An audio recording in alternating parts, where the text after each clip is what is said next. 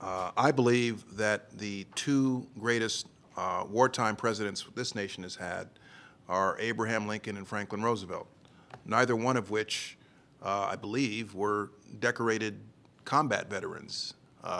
Lincoln, I don't think, served in the military at all. Franklin Roosevelt may have worn a uniform at one point, but he was not a decorated combat hero. I also think that Ronald Reagan had an excellent sense of the uses of military power. But President Reagan did not see combat during World War II.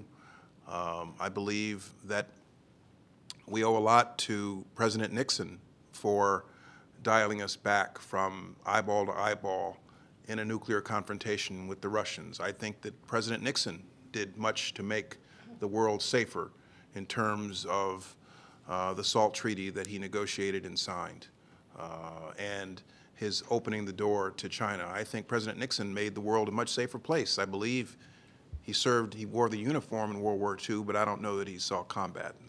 These two gentlemen here will correct me if I'm wrong. The correlation doesn't quite work. Some of our greatest presidents in terms of dealing with national security saw no combat themselves. And the last point I'd make about supposedly being tested, the best modern day example that I can think of a president being tested by a foreign power was, frankly, 1990, when Saddam Hussein decided to basically thumb his nose at us and go into Kuwait and invade Kuwait, irrespective of what the United States and George H.W. Bush might think. The president at the time was a decorated war hero with lots and lots of foreign policy experience. But Saddam Hussein decided, I'm just going to invade Kuwait and then see what happens. And President Bush 41 was, without a doubt, tested in that circumstance, and I think behaved correctly and reacted correctly by pushing Saddam Hussein out of Kuwait.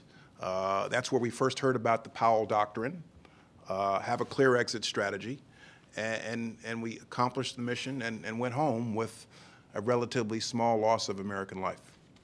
With respect to Franklin Roosevelt, putting Lincoln aside, Roosevelt was Secretary of the Navy. He grew up hanging around the White House with his cousin, right? With Teddy Roosevelt. He was very much involved.